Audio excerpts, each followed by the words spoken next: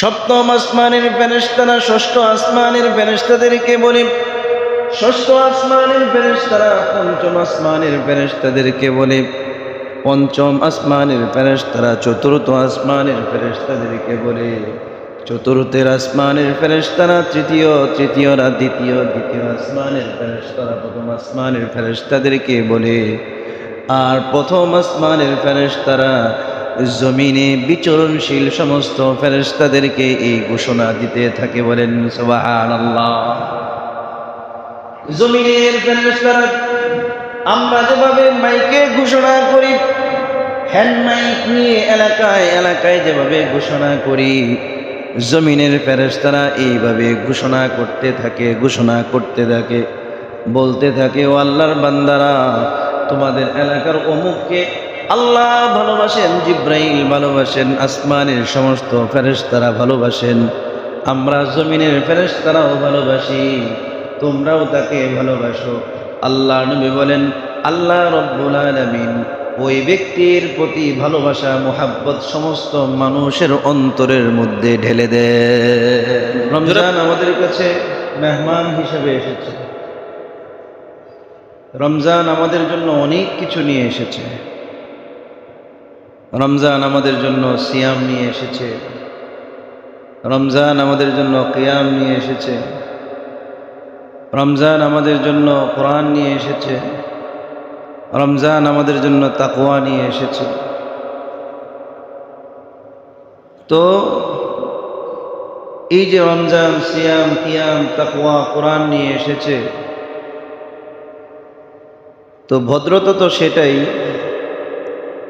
যে রমজান আমাদের জন্য যে উপহারগুলো নিয়ে এসেছে সেইগুলোকে সংরক্ষণ করা, সশ্রদ্ধার সাথে গ্রহণ করা। অর্থাৎ সিয়াম, কিয়াম, কোরআন তেলাওয়াত, তাকওয়ার প্রশিক্ষণ যেমন রমজানে করেছি, এই প্রশিক্ষণ 11 মাস চালিয়ে রাখা, এটাই হচ্ছে রমজানের মূল দাবি। আমরা দেখি যে যখন কোনো একজন মানুষ ডিফেন্সের ভাইভায় সে পাশ করে, তার কিন্তু প্রথমে প্রশিক্ষণের ডেট আসে, যে রাঙ্গামাটিতে এতদিনের ট্রেনিং, অথবা অমুক ক্যান্টনমেন্টে এতদিনের ট্রেনিং, 6 মাস 4 মাসের ট্রেনিং দেওয়া হয়। কেন? যে সে যে চাকরি করতেছে, বাংলাদেশ সেনাবাহিনী হোক, নৌবাহিনী হোক, বিমান বাহিনী হোক, পুলিশ বাহিনী হোক, এই প্রশিক্ষণের মাধ্যমে তাকে শেখানো হয় সে কিভাবে দেশের সীমান্ত, রাষ্ট্র, জনগণ, অপরাধ দমন, সে এইগুলোকে কিভাবে দমন করবে, এই বিষয়ে তাকে প্রশিক্ষণ দেওয়ানো হয়। আর এই প্রশিক্ষণ অনুপাতে ওই ডিফেন্সের লোকজন সারা জীবন চলে। আর যদি প্রশিক্ষণের জায়গায় থাকে, তাহলে কিন্তু ওই ডিফেন্সের যিনি আছেন ওনার চাকরি বহাল থাকবে না, তার চাকরিটা আউট হয়ে যাবে, সে তার চাকরি বাতিল হয়ে যাবে, নিয়োগপত্রই বাতিল হয়ে যাবে। তো আল্লাহ তাআলা প্রতি বছর 1 মাস আমাদের জন্য প্রশিক্ষণের ব্যবস্থা রেখেছেন। তাকওয়ার প্রশিক্ষণ, রোজার প্রশিক্ষণ, কোরআন তেলাওয়াতের প্রশিক্ষণ, দীর্ঘক্ষণ দাঁড়িয়ে নামাজ পড়ার প্রশিক্ষণ। আল্লাহ তাআলা আমাদেরকে 1 মাস, আজকে 23 দিন যাবৎ দিয়েই যাচ্ছেন। তো রমজান যে আমাদের কাছে সিয়াম নিয়ে এসেছে, এই সিয়ামকে সারা বছর জারি রাখা, চালু রাখা, এটাই হচ্ছে রমজানের দাবি। রমজান যে আমাদের কাছে কিয়াম নিয়ে এসেছে, 5 ওয়াক্ত নামাজের পাশাপাশি আমরা যে কিয়ামুল লাইল করেছি, তাহাজ্জুদের সময় নামাজ পড়েছি, এটাকে এই তাহাজ্জুদকে সারা বছর চালু রাখা। কারণ কোরআনে কারিমে আল্লাহ তাআলা তাহাজ্জুদের নামাজের জন্য আলাদা আয়াতই নিয়ে এসেছেন, বলেন সুবহানাল্লাহ। আল্লাহ রাব্বুল আলামিন বলেন, ওয়া মিনাল লাইলি ফাতাহাজ্জাদ বিহি নাফিলাতান লাক আসা আন ইয়াবআসাকা রাব্বুকা মাকামান মাহমুদা। আল্লাহ রাব্বুল আলামিন বলেন, নবী 5 ওয়াক্ত নামাজ তো আপনি পড়বেন, নিজেও পড়বেন, সাহাবায়ে কেরামকেও নামাজ পড়াবেন, নিজে পড়বেন, পরিবার পরিজন আত্মীয় স্বজন যারা আছে তাদেরকেও নামাজের নির্দেশ আপনি দিবেন। পাশাপাশি রাতের শেষাংশে, রাতের কিছু অংশে আপনি তাহাজ্জুদের নামাজ পড়বেন, যেটা হবে নফল, যেটা হবে অতিরিক্ত। আর এই অতিরিক্ত নামাজের যদি আপনি অভ্যস্ত হয়ে যান, আল্লাহ তাআলা আপনাকে মাকামে মাহমুদ তথা সর্বোচ্চ প্রশংসার স্থানে পৌঁছিয়ে দিবেন। এজন্যই তো উলামায়ে কেরাম বলেন, মান সাহারাল লায়ালি তালাবাল উলা, মান তালাবাল উলা সাহারাল লায়ালি। যে ব্যক্তি দুনিয়া এবং আখিরাতে সম্মান চায়, দুনিয়া এবং আখিরাতে উঁচু মর্যাদা চায়, যে ব্যক্তি আল্লাহর কাছে দুনিয়া এবং আখিরাতে গ্রহণযোগ্যতা চায়, ওই ব্যক্তি যেন রাত্রি জাগরণ করে। রাত্রি জাগরণ ব্যতীত কোনো ব্যক্তি আল্লাহর প্রিয় হতে পারবে না। রাত্রি জাগরণ ব্যতীত কোনো ব্যক্তি আল্লাহর প্রিয় হতে পারবে না। আল্লাহর প্রিয় যদি হতে চান, রাত্রি জাগরণ করতে হবে। রাত্রি জাগরণ মানে বর্তমান যুব সমাজ আমরা যেভাবে রাত্রি জাগরণ করি, জাগরণ আমরা তো ঘুমাতে যাই 2টায়, কিন্তু এই রাত্রি জাগরণ নয়। অর্থাৎ সেহেরি শেষ রাতে উঠতে হবে, শেষ রাতে উঠতে হবে। মুসলমানদের ভাগ্য আকাশে এত দুঃখ দুর্দশার কারণেই হচ্ছে, মুসলমান যখন জেগে থাকার কথা তখন জেগে থাকে না, যখন ঘুমানোর কথা তখন তারা জেগে থাকে। নবী করিম সাল্লাল্লাহু আলাইহি ওয়াসাল্লাম যতদিন তিনি মক্কায় ছিলেন, তার জীবনের সেই 13 বছরের জিন্দেগিতে আপনি খুব কম এরকম রিয়ার কেস পাবেন যে আল্লাহর নবী তিনি সারা বছর একই টাইমে খাবার খেয়েছেন। মাগরিবের পরে রাতের খাবার শেষ করেছেন, এশারের নামাজ শেষ, তিনি ডাইরেক্ট বিছানায়। ডাইরেক্ট কোথায়? বিছানায় গিয়েছেন, ঘুমিয়েছেন। মেডিকেল সায়েন্সও প্রমাণ করেছে রাতের খাবারের উত্তম সময়ই হচ্ছে সূর্যোদয়ের পর, সূর্যাস্তের পর। কখন? সূর্যাস্তের সাথে সাথেই রাতের খাবার খেয়ে নেবে। রাতের খাবার খেয়ে ঘুমাতে যাবে না। রাতের খাবার খেয়ে 1-1.5 ঘন্টা 2 ঘন্টা, কমপক্ষে আধা ঘন্টা আগে, ঘুমানোর আগে রাতের খাবার খাবে, একটু হাঁটাচলা করবে। আশরাফ আলী থানভী রহমতুল্লাহি আলাইহি বলেন, 3টি ঔষধ এমন আছে যেগুলো কোটি টাকার চেয়েও দামি। যেগুলো কি কোটি টাকার চেয়েও দামি। এক হচ্ছে সুমাহকা হাওয়া, সকালের বাতাস। সকালের বাতাস, সকালের বাতাস আমাদের সমাজে 10% মানুষও গ্রহণ করতে পারে। কি বলেন, পারে নাকি? পারে না। 2 নম্বর হচ্ছে দুপুরে খাবার দাবারের পরে একটু বিশ্রাম নেওয়া, কাইলুলা করা। আল্লাহ নবী সাল্লাল্লাহু আলাইহি ওয়াসাল্লাম দুপুরের খাবারের পরে তিনি একটু তার পিঠটাকে বিছানায় লাগাইতেন। উমরে ফারুক রাদিয়াল্লাহু তাআলা আনহু যখন তিনি অর্ধজাহানের বাদশা ছিলেন, তখন তার যে তরবারি, এই তরবারি তার যে বিছানা ছিল, বিছানা আপনার তার মাথার কাছে টানিয়ে রাখতেন। দুপুরে খাওয়া দাওয়া করে তিনি শুধু এইভাবে হেলান দিয়ে সুন্নত আদায় হইতো, আর তরবারি নিতেন, নিয়ে তিনি বের হয়ে যেতেন। বলেন সুবহানাল্লাহ। 3 নাম্বার হচ্ছে রাত কা 40, রাত্রে খাবার খেয়ে 40 কদম হাঁটাহাঁটি করা।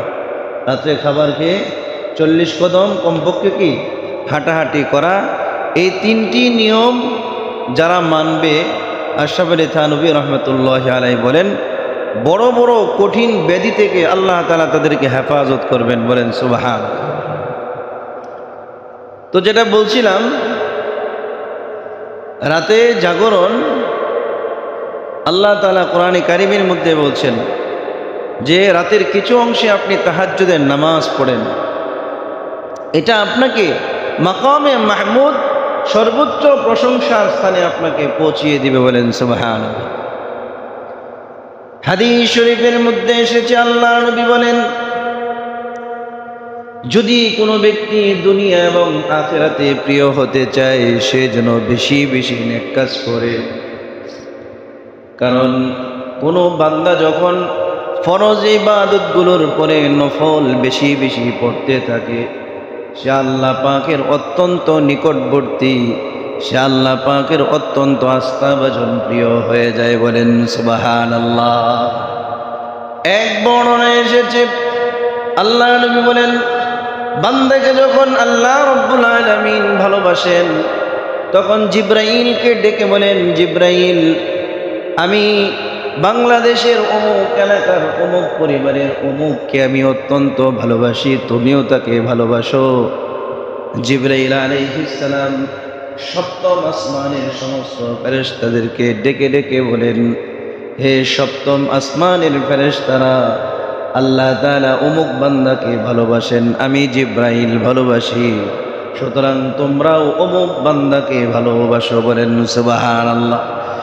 সপ্তম আসমানের ফেরেশতারা ষষ্ঠ আসমানের ফেরেশতাদেরকে বলে, ষষ্ঠ আসমানের ফেরেশতারা পঞ্চম আসমানের ফেরেশতাদেরকে বলে, পঞ্চম আসমানের ফেরেশতারা চতুর্থ আসমানের ফেরেশতাদেরকে বলে, চতুর্থের আসমানের ফেরেশতারা তৃতীয়রা দ্বিতীয় আসমানের ফেরেশতারা প্রথম আসমানের ফেরেশতাদেরকে বলে, আর প্রথম আসমানের ফেরেশতারা জমিনে বিচরণশীল সমস্ত ফেরেশতাদেরকে এই ঘোষণা দিতে থাকে। বলেন সুবহানাল্লাহ।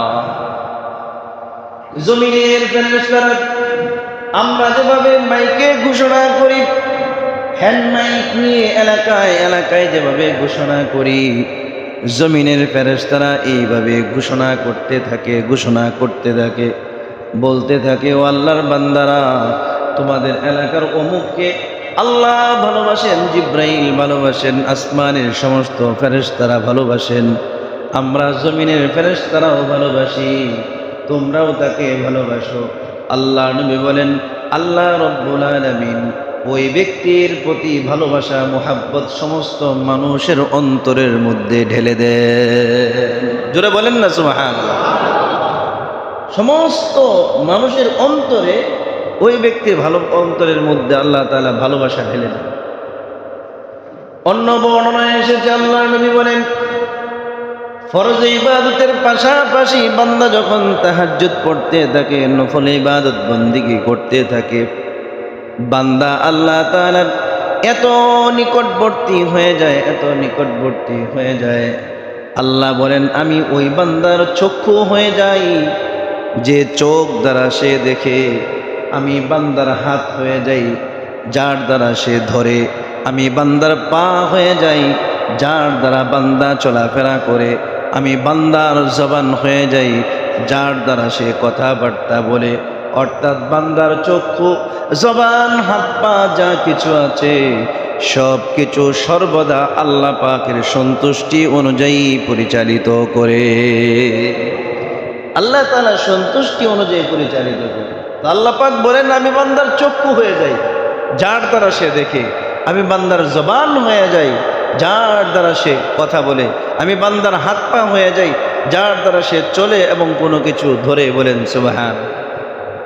হাদিস শরীফের মধ্যে এসেছে, এমন বান্দা, এই ধরনের বান্দা যদি কোনো কিছু আবদার করে আল্লাহর কাছে বলে ফেলে মুখ দিয়ে, তো হাদিস শরীফের মধ্যে আসছে গোটা দুনিয়া আল্লাহ পাক উল্টিয়ে দিবেন শুধু একটা বান্দার মনের আশাকে পূরণ করার জন্য। সুবহানাল্লাহ। এই বান্দার মনের আশা পূরণ করার জন্য আল্লাহ পাক গোটা দুনিয়াকে ধ্বংস করে দিবে, তাও এই বান্দার মনের আশা আল্লাহ পাক পূরণ করবেন। বলেন সুবহানাল্লাহ। তো রমজান আমাদের কাছে তাহাজ্জুদ নিয়ে এসেছে, কিয়াম নিয়ে এসেছে। রমজানে সেহরির সময় সবাই উঠেছি, উঠে 2 রাকাত নামাজ কমপক্ষে সবাই পড়েছি। এই যে একটা অভ্যাস হয়েছে, এই অভ্যাসটাকে বাকি 11 মাস ধরে রাখার নামই হচ্ছে যে আমরা রমজানের উপহারকে আমরা সাদরে গ্রহণ করেছি। বলেন সুবহানাল্লাহ। তো রমজান যেভাবে রোজা নিয়ে এসেছে, রমজান আমাদের কাছে কিয়াম নিয়ে এসেছে, রমজান এমনিভাবে আমাদের কাছে তাকওয়া নিয়ে এসেছে। তাকওয়ার প্রশিক্ষণ আল্লাহ তাআলা রমজানে দিয়েছেন। কিভাবে দিয়েছেন? রমজানে হালাল জিনিস আল্লাহ পাক নির্দিষ্ট সময়ে আপনার খেতে, পান করতে, ধরতে নিষেধ করেছেন। হালাল জিনিস আল্লাহ তাআলা নির্দিষ্ট সময়ের মধ্যে খাবার নিষেধ করেছেন, পান করা নিষেধ করেছেন, বিবিকে স্পর্শ করা নিষেধ করেছেন নির্দিষ্ট সময় পর্যন্ত। তো আল্লাহ পাক বলেন, নির্দিষ্ট সময় পর্যন্ত হালালকে যখন হারাম করেছি তোমরা মেনেছ, তোমার সামনে রকমারি আইটেমের খাবার ছিল, খাও নাই, রকমারি আইটেমের শরবত ছিল, পান করো নাই, তোমার হালাল বিবি ছিল, তুমি স্পর্শ করো নাই, তাহলে যেটাকে আমি আজীবনের জন্য হারাম করেছি সেটা কিভাবে করো? যেটা আগে থেকেই হারাম। সুদ কি হালাল কখনো ছিল? কি বলেন না? ঘুষ, মিথ্যা, গীবত, পরনিন্দা, তারপরে হচ্ছে আপনার যত ধরনের খারাপ, অশ্লীলতা, নেশা, জুয়া, এইগুলো কি আগে কখনো হালাল ছিল? এগুলো তো হারাম, এগুলো তো আগে থেকেই হারাম। তো যেটা হারাম এটা তো হারামই।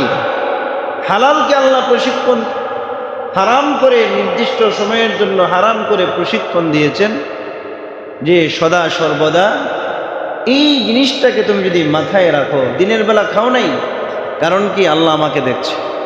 পান করো নাই, কারণ কি? আল্লাহ আমাকে দেখছে। বিবি কাছে ছিল, তাকে ধরো নাই, কারণ কি?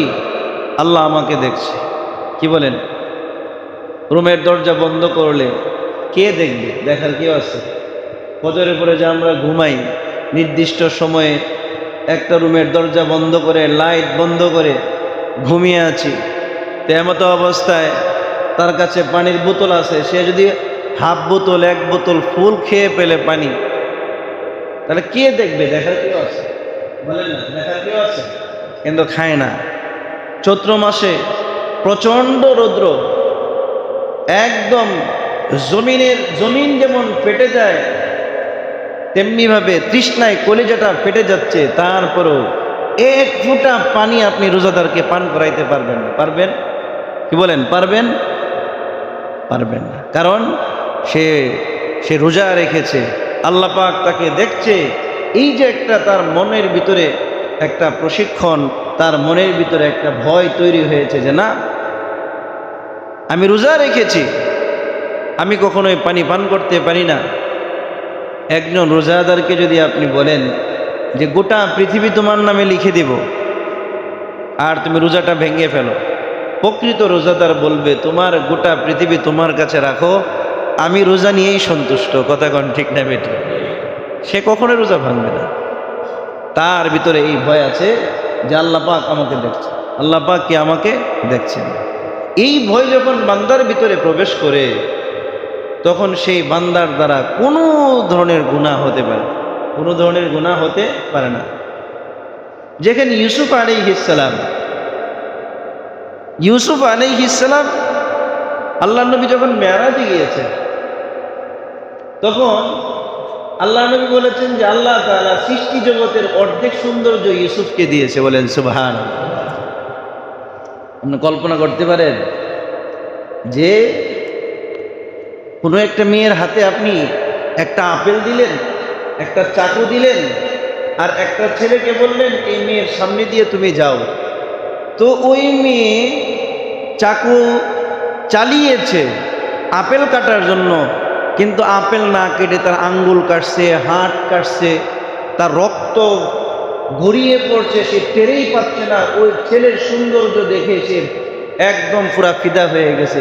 এমন সৌন্দর্যের মানুষ কি আমাদের পৃথিবীতে আছে? কথা কন, আছে নাকি? ছেলেরা বলে ক্রাশ, কি বলে? যে আমার অমুক ক্রাশ, তমুক ক্রাশ। তোমরা যাদেরকে ক্রাশ বলো, এই ক্রাশগুলো ক্রাশ না, এরা হচ্ছে তোমার জীবন নামক প্রদীপ। আল্লাহর সন্তুষ্টির যে জীবন আছে, এই জীবনটাকে গ্রাস করে নেয়। কি করে নেয়? গ্রাস করে নেয়। এরা ক্রাশ নয়। এরা কিসের ক্রাশ? এ তো আটা ময়দা মাখার ক্রাশ। আটা ময়দা যদি না মাখে, ওই ক্রাশ নাই। কি নাই? ক্রাশ নেই। তো ইউসুফ আলাইহিস সালাম এত সৌন্দর্য আল্লাহ তাআলা দিয়েছিলেন। মিশরের জুলাইখার বান্ধবীরা ইউসুফ আলাইহিস সালাম সামনে দিয়ে যাচ্ছে, তারা দেখছে, আর তাদের হাতে চাকু ছিল, ফল ছিল। কোরআনে ঘটনা আসছে, এই ফল না কেটে ওয়াকাত্তানা আইদিয়াহুম, আল্লাহ তাআলা বলছেন তারা তাদের হাত কেটে ফেলেছে, টেরও পায়নি। সুবহানাল্লাহ। এই ইউসুফ আলাইহিস সালাম জুলাইখার ঘরে ছোট থেকে বড় হয়েছে। তাহলে জুলাইখা কি পরিমাণ পাগল এবং কি পরিমাণ সে বেতৃষ্ণা ছিল ইউসুফকে পাওয়ার জন্য। এক একটি নয়, অন্দর মহলের 60টি দরজা বন্ধ করে দিয়েছে, প্রতিটি দরজায় তালা। সমস্ত দরজাগুলো তালা দিয়ে ইউসুফ আলাইহিস সালামকে অন্দর মহলে নিয়ে গিয়েছে। অন্দর মহলে নিয়ে যাওয়ার পরে দেখেন নবী, তারপরেও তিনি কি বলছেন? ওয়ামা উবাররিউ নাফসি ইন্নান নাফসা লাআম্মারাতুম বিসসুই ইল্লা মা রাহিমা রাব্বি। তিনি বলছেন ওয়ামা উবাররিউ নাফসি, আমার যে নফস আছে, নফস, আমার যে আত্মা আছে, চাহিদা আছে, খায়েশাত আছে, এটা থেকে আমি পানা চাই। কারণ আমার এই নফস বারবার খারাপ কাজের প্রতি আমাকে নির্দেশ দেয়। কি দেয়? নির্দেশ দেয়।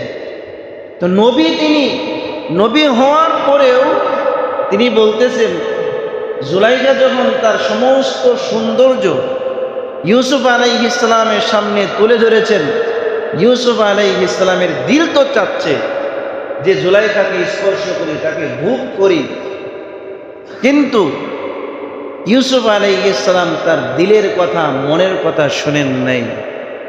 তিনি শুনেছেন আল্লাহ পাকের কথা। বলেন সুবহানাল্লাহ। কার কথা শুনেছেন? আল্লাহর কথা শুনেছেন। তো তিনি বলছেন যে এই নফস আমাকে এত পরিমাণে খারাপের দিকে আহ্বান করছে, ইল্লা মা রাহিমা রব্বি, আমার রব যদি আমাকে রহমত না করে তাহলে আমি গুনাহ থেকে বাঁচতে পারবো না। বলেন সুবহানাল্লাহ। ইউসুফ আলাইহিস সালামকে যখন জুলাইখা অন্দর মহলে একটি নয়, দুইটি নয়, 60টি কক্ষ বন্ধ করে অন্দর মহলে নিয়ে গেল, নিজের সকল সৌন্দর্য, তিনি সাধারণ কোনো মহিলা নন, তিনি হচ্ছেন আজিজে মিশরের বিবি।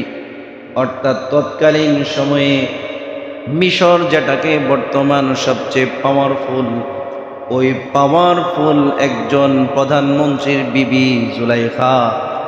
এই জুলাইখা তার সমস্ত সৌন্দর্যগুলো যখন ইউসুফ আলাইহিস সালামের সামনে তুলে ধরেছে, ইউসুফ আলাইহিস সালামকে বলল, ওয়াকালাত হাইতা লাক, ইউসুফ আমি তো তোমার জন্য পাগল হয়ে গেছি, তুমি আমার কাছে আসো, আমার মনোবাসনা, কামনা বাসনা পূরণ করো, তুমিও এনজয় করো, আমিও এনজয় করি। কিন্তু ইউসুফ আলাইহিস সালাম সাথে সাথেই বললেন, ক্বালা মাআযাল্লাহি ইন্নাহু রাব্বি আহসানা মাথওয়াই। বলেন আল্লাহু আকবার। ইউসুফ আলাইহিস সালাম বললেন, না, তোমার এই প্রস্তাবের ব্যাপারে আমি আল্লাহর কাছে পানা চাচ্ছি, আল্লাহর কাছে পানা চাই। কারণ আমার সর্বশ্রেষ্ঠ আশ্রয় হচ্ছে আমার আল্লাহ। আল্লাহ পাক যদি আজকে আমাকে এই খারাপ কাজ থেকে না বাঁচান, তাহলে কোনোভাবেই আমি এখান থেকে বাঁচতে পারবো না। ইউসুফ আলাইহিস সালাম দেখলেন জুলাইখা এবং তিনি যেখানে দাঁড়িয়েছেন সেখান থেকে দরজাটা মাত্র কয়েক কদম দূরে। ইউসুফ আলাইহিস সালাম চিন্তা করলেন, দরজা পর্যন্ত যাওয়ার শক্তি আমার আছে, কিন্তু তালাবদ্ধ দরজা খোলার শক্তি আমার নাই। বান্দার শক্তি যতটুকু আছে বান্দা ততটুকু প্রয়োগ করবে, বাকি আল্লাহর উপর ভরসা করবে। ইউসুফ আলাইহিস সালাম এক দৌড় দিয়ে তিনি দরজার কাছে যখন আসলেন, আল্লাহ পাকের পক্ষ থেকে দরজার তালাগুলো ফটফট করে সমস্ত তালাগুলো খুলে গেল। আর ইউসুফ আলাইহিস সালাম এক দৌড় দিয়ে অন্দরমহল থেকে তিনি বের হয়ে গেলেন। ইউসুফ আলাইহিস সালাম এক দৌড় দিয়ে বের হয়ে গেলেন, সমস্ত দরজাগুলোর তালা আল্লাহ পাক খুলে দিলেন। বলেন সুবহানাল্লাহ। গুনাহের সময় আল্লাহর কথা স্মরণ হয়ে যাওয়া, এটা মুমিন বান্দা, এটা হচ্ছে মুত্তাকির আলামত। এটা কার আলামত ভাই? মুত্তাকির আলামত। আমাদের আল্লাহর কথা স্মরণ হয় কখন? গুনাহ শেষ, তখন আহারে কাজটা খারাপ করে ফেলছি, কি বলেন, ঠিক না? কিন্তু গুনাহের সময় আল্লাহর কথা স্মরণ হওয়া, এটা কার আলামত? মুত্তাকির আলামত। কিসের আলামত? মুত্তাকির আলামত। কোরআন খুলে দেখুন, আল্লাহ তাআলা বলেন, ইন্নাল্লাযীনা ইত্তাকাউ ইযা মাসসাহুম তাইফুম মিনাশ শাইতানি তাযাক্কারু ফাইযা হুম মুবসিরুন। আল্লাহ রাব্বুল আলামিন বলেন, যাদের অন্তরের মধ্যে আমার ভয় আছে, ওই সমস্ত ব্যক্তিদেরকে যখন শয়তান কুরচনা দেয়, শয়তান যখন কোনো গুনাহের কাজ তাদের সামনে নিয়ে আসে, শয়তান তাকে স্পর্শ করতে চায়, সাথে সাথে তার অন্তরের মধ্যে আল্লাহর ভয় জাগ্রত হয়ে যায়। আর ওই বান্দা আল্লাহর ভয়ের কারণে সমস্ত গুনাহ থেকে সে বেঁচে থাকে। বলেন সুবহানাল্লাহ। আমাদের সমাজে সবচেয়ে বেশি পাপ হয় গোপনে। কিভাবে হয়? গোপনে। গোপনে কি হয়? পাপ সবচেয়ে বেশি হয়। হাদিস শরীফের মধ্যে আল্লাহর নবী বলেন, খুব ভয়ঙ্কর কথা, যে কিয়ামতের ময়দানে ওই সমস্ত ব্যক্তিদের দৃশ্য আমার চোখের সামনে ভাসতেছে, যে দৃশ্যগুলো দেখে আমার খুব আফসোস লাগবে। আল্লাহ নবী বলেন, হাসরের ময়দানে আমলের পাহাড় নিয়ে উঠবে, আমলের পাহাড়। আল্লাহ পাক সমস্ত আমলের পাহাড়গুলোকে ধুলোর সাথে মিশিয়ে দিবেন। সাহাবায়ে কেরাম বলেন, ইয়া রাসূলুল্লাহ, এরা কি কাফের, মুশরিক, মুনাফিক? আল্লাহ নবী বলেন, না, এরা মুসলমান, তোমাদের সাথে নামাজ আদায় করে, তোমাদের সাথে কোরআন তেলাওয়াত করে, তোমাদের সাথে রোজা রাখে, তোমাদের সাথে দান সদকা করে। লোকালয়ে তারা সবচেয়ে ভালো মানুষ, কিন্তু নির্জনে তারা খুবই খারাপ মানুষ। নির্জনে সে গোপনে পাপাচার করতে থাকে। তো গোপনে যারা পাপ করে, আল্লাহ পাক তাদের সমস্ত আমলগুলোকে ধুলোর সাথে মিশিয়ে দিবেন। বলেন নাউজুবিল্লাহ। আমাদের সমাজে প্রকাশ্যে পাপকারীর চেয়ে গোপনে পাপকারীর সংখ্যা অনেক বেশি। কি বলেন, বাস্তব না অবাস্তব ভাই? হ্যাঁ। আর প্রকাশ্যে অপ্রকাশ্যে গুনাহ করার মেশিন তো আমাদের কাছে আছে। কি বলেন, একদম ক্লাস 6 থেকে শুরু করে 80 বছরের বৃদ্ধ পর্যন্ত এতটুক বড় একটা মোবাইল তার কাছে থাকবে। কি বলেন, নেট ফ্রি, সব ধরনের ব্রাউজিং ফ্রি, সব ধরনের অশ্লীলতা আপনাকে হাত ছোঁয়া দিচ্ছে। আপনি যে কোনো ধরনের খারাপ কাজ এই মোবাইলে করতে পারেন। কি বলেন, ঠিক না বেঠিক? মোবাইলে যে কোনো ধরনের খারাপ কাজ আপনি করতে পারেন। জুয়া খেলতে পারেন, এইখান থেকে নেশার সাপ্লাই করতে পারেন, নেশা আপনি আনতে পারবেন। এইখান থেকে আপনি খারাপ সিন দেখতে পারবেন, খারাপ জিনিস দেখতে পারবেন, খারাপ মানুষের সাথে কন্ট্যাক্ট করতে পারবেন। মানে যা যা যত ধরনের অপরাধ এই মোবাইলের মাধ্যমে আপনি করতে পারবেন। আমাদের আছে না নাই ভাই? কি বলেন, কথা কয় না? বাস্তব না অবাস্তব? বাস্তব। তো রমজান প্রশিক্ষণ দিচ্ছে যে আমি তোমাদের কাছে তাকওয়া নিয়ে এসেছি, আল্লাহর ভয়। ব্যক্তির হৃদয়ে যখন আল্লাহর ভয় সদা সর্বদা জাগ্রত থাকবে, এই ব্যক্তি গোপনেও সে পাপ করতে পারবে না, প্রকাশ্যে তো পাপ করবেই না। ব্যক্তি যখন গোপনে পাপ করতে চাবে, সাথে সাথে তার অন্তরের মধ্যে আল্লাহর ভয় জাগ্রত হয়ে উঠবে যে পৃথিবীর সমস্ত চক্ষুর অন্তরালে আমি আছি, সমস্ত সিসিটিভির ফুটেজের বাহিরে আমি আছি, কিন্তু আল্লাহ পাক তো আমাকে দেখছে। কি বলেন? আল্লাহ পাক তো আমাকে দেখছেন। আল্লাহ তাআলা বলেন ইন্না রাব্বাকা লাবিল মিরসাদ। বান্দাকে আল্লাহ পাক কেমন দেখেন? শিকারী দেখছেননি? শিকারী শিকার করছেন কখনো? পাখি শিকার, যারা পাখি শিকার করে এরা দেখবেন আপনার যখন সে বন্দুক ধরে, বন্দুক ধরার পরে টার্গেটকে, নেশানকে সে টার্গেট করে এমন একটা সময়ের সে অপেক্ষা করতে থাকে যে যাকে টার্গেট করছে সেই টার্গেটকৃত ব্যক্তি অথবা টার্গেটকৃত পাখিটা, বস্তুটা তার রেঞ্জে আসার জন্য সে অপেক্ষা করতে থাকে। কথা কোন? তার রেঞ্জের ভিতরে আসার জন্য সে কি করতে থাকে? অপেক্ষা করতে থাকে। এই যে অপেক্ষার যে সময়টা, তখন কিন্তু এই ব্যক্তিকে যদি পেছন থেকে কেউ ডাকে সে শোনে না, ধাক্কা দিলেও সে কি করে? এইভাবে ফিরিয়ে দেয়, যে একটা সে গভীর মনোযোগের মধ্যে আছে। এই যে শিকারীর প্রতি, শিকার বস্তুর প্রতি শিকারী যেভাবে তাক করে তাকিয়ে থাকে, তার এক পর্যায়ে চোখের পাতি পর্যন্ত ফেলে না, আল্লাহ পাক বলেন আমি বান্দাকে অলওয়েজ 24 ঘন্টা এইভাবে আমি তাকে পর্যবেক্ষণ করি। বলেন সুবহান। রমজান আমাদেরকে ত্যাগ শিখিয়েছে। রমজান আমাদেরকে কি শিখাইছে? ত্যাগ। লাইফে ত্যাগ করো। যত বড় বড় মনীষী হোক, আপনি প্রত্যেকের জীবনীতে একটা কমন জিনিস পাবেন, সেটা হচ্ছে সাধনা। হিন্দু বলেন, খ্রিস্টান বলেন, ইহুদি বলেন, মুসলমান বলেন, যত বড় বড় মনীষী আছে, যাদেরকে আমরা গুরু মনে করি, যাদের ইতিহাস আমরা পড়ি, তাদের লাইফে একটা কমন জিনিস পাবেন, সাধনা। কি পাবেন? সাধনা। সাধনাহীন কোনো মানুষ কখনো সম্মানিত এবং বড় হতে পারে না।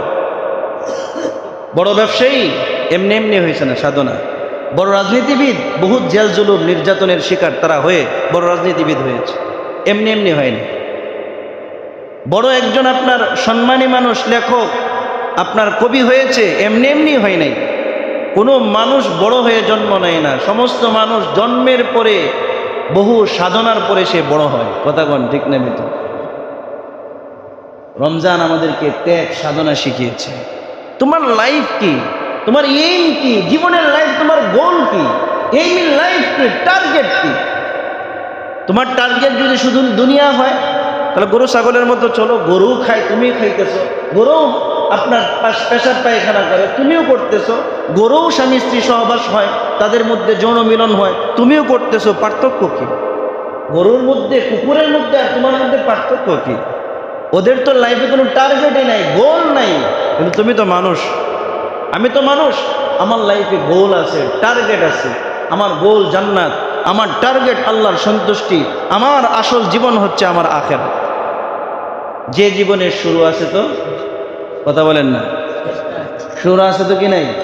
শেষ নেই। আছে? শেষ আছে ভাই? কোনো শেষ নেই।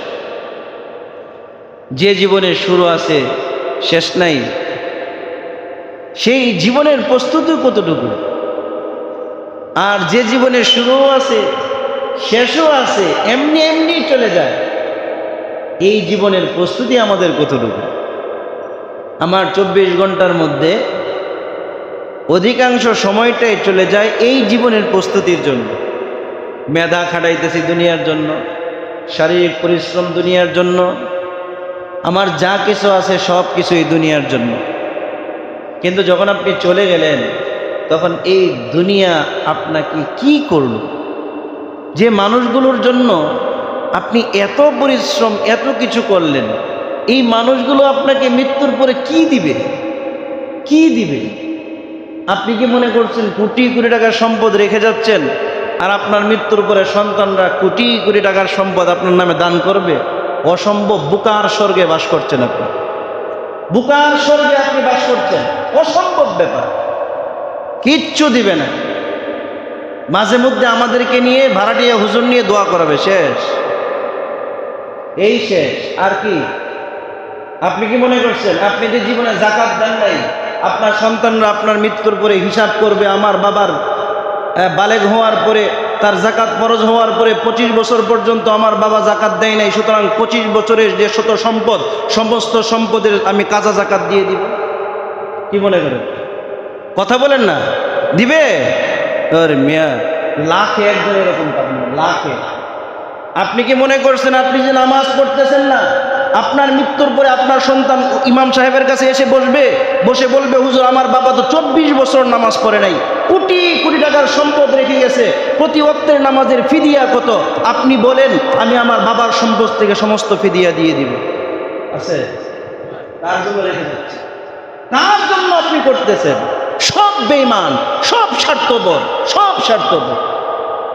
বিবি স্বার্থপর, সন্তান স্বার্থপর, সব স্বার্থপর। একমাত্র আল্লাহ পাক হচ্ছে বান্দার জন্য স্বার্থপর নয়, সবচেয়ে আপন। বলেন সুবহানাল্লাহ। আল্লাহর চেয়ে আপন আর কাউকে পাবেন না, কাউকে না, কাউকে না। আপনি আপনার গোপন বিষয় বন্ধুর কাছে বলেন, বন্ধুর স্বার্থে আঘাত করবে, সব লাশ হয়ে যাবে। কথা কন না? কিন্তু জায়নামাজে বসে আপনি আল্লাহর কাছে দুহাত তুলে আপনার সমস্ত বিপদগুলো বলেন, সমস্ত কষ্টগুলো বলেন। আল্লাহ পাক বলেন দুনিয়াতেও গোপন রাখছি, হাসরের ময়দানে গোপন রাখবো। আমি আল্লাহ তোর সব কিছু গোপন রাখবো, আর তোর মনের সমস্ত আশা আমি আল্লাহ পূরণ করব। বলেন সুবহানাল্লাহ। এই জন্য ভাই, আমার জীবনের গোল কি? আমার জীবনের টার্গেট কি? আমার জীবনের টার্গেট তো হচ্ছে আল্লাহর সন্তুষ্টি। আমার গোল, আমার লাইফ, আমার তো জীবন যেতে হবে, আমার রাস্তা, আমার স্টেশন তো হচ্ছে জান্নাত। আমার স্টেশন কোথায়? জান্নাত। আমার একদম সেই মেইন জংশন হচ্ছে জান্নাত পর্যন্ত। আমার সফর শুরু হয়েছে রূহ জগৎ থেকে। দুনিয়াতে একটা স্টেশন, চলে যেতে হবে আমাকে কবরের জগতে। কবর থেকে আমার হাসরের ময়দানে, হাসর থেকে আমার ফয়সালা হবে আমি জান্নাতি হব নাকি জাহান্নামী হব। রমজান এসেছিল আপনাকে জান্নাতি বানাতে, কিন্তু আপনি কতটুকু নিজেকে জান্নাতের উপযুক্ত করে তুলতে পেরেছেন, এটা এখন দেখার বিষয়। 23 রমজান, এই যে 23 রমজান পর্যন্ত আপনি আসলেন, আপনার জীবনের গুনাহ কতটুকু মাফ করাইতে পারছে? আদৌ কি আমরা পেরেছি নিজের সমস্ত গুনাহ মাফ করাইতে? এখন বলেন হুজুর এটা তো জানি না।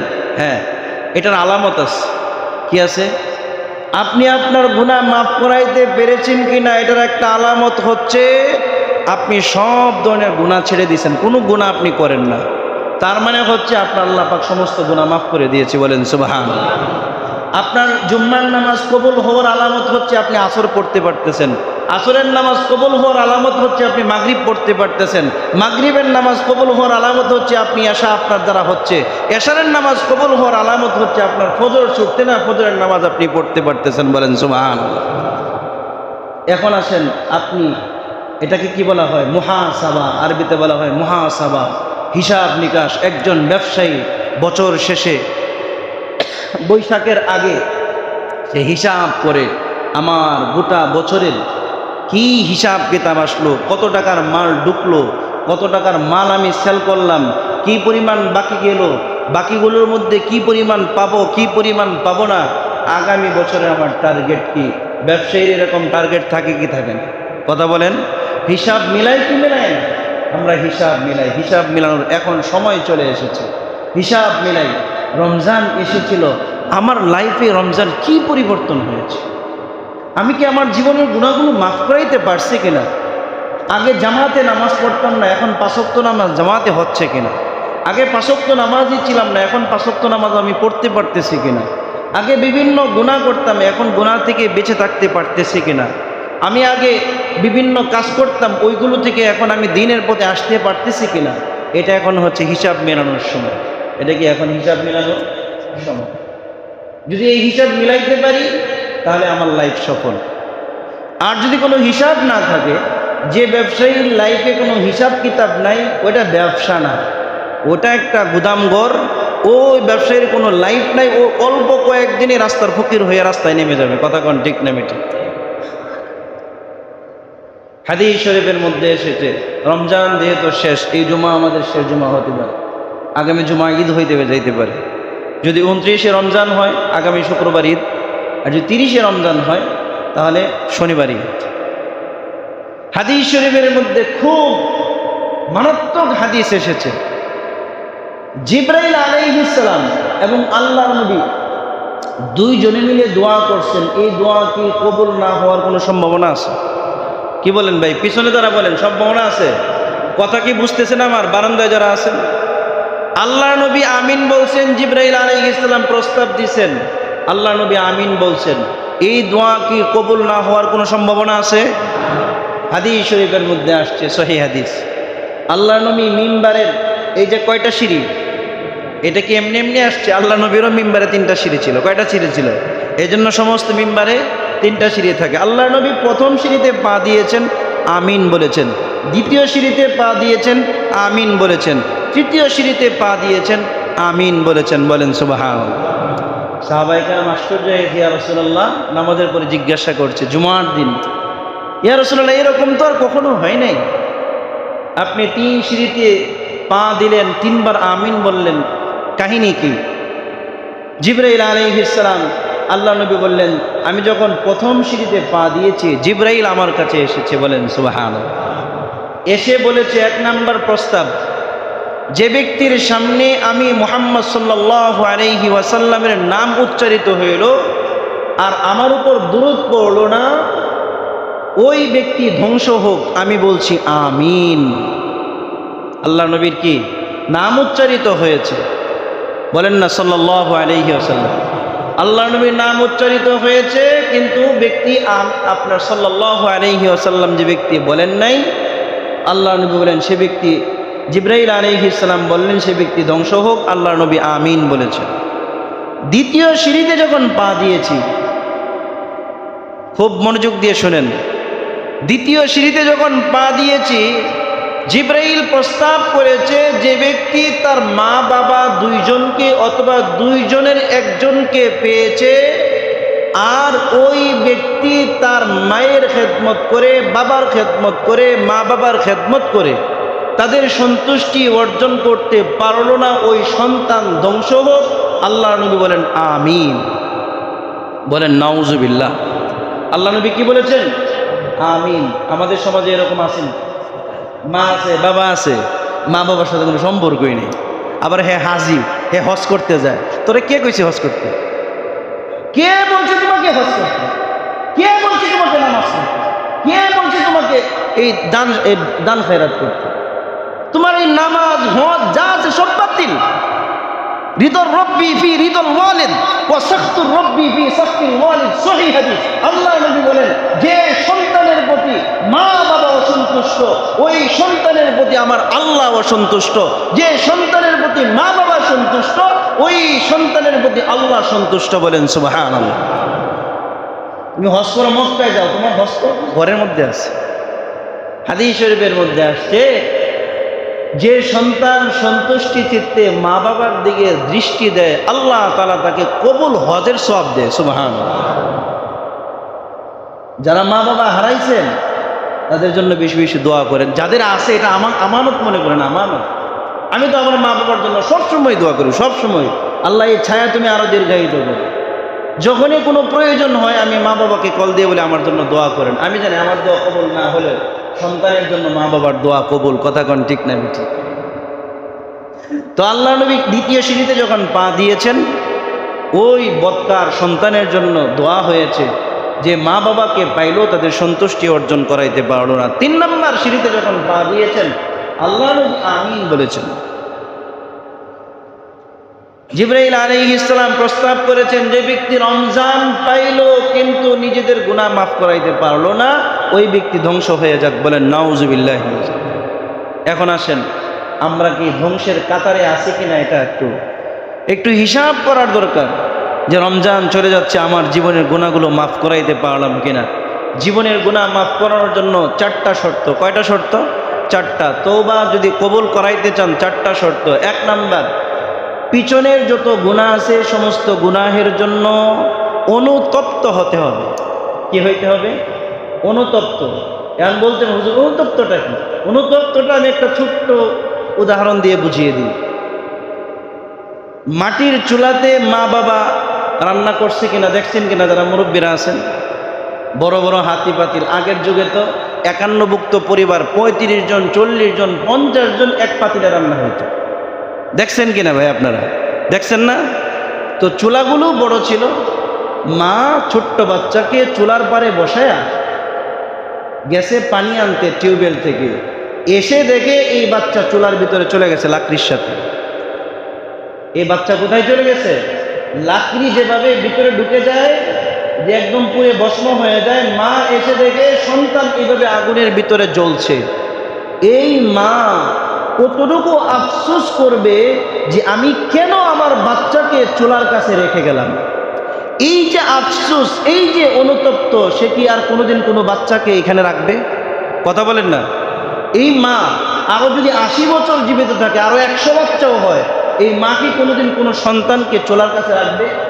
এই যে অনুতপ্ত, এটা হচ্ছে গুনাহ, পিছনের গুনাহের জন্য অনুতপ্ত। এইটাকে বলা হয় অনুতপ্ত।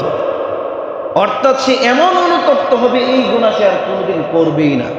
গলায় ছুরি দিবে, ফাঁসির মঞ্চে যাবে, তারপর সে এই গুনাহ করবে। এটাকে বলা হয় অনুতপ্ত।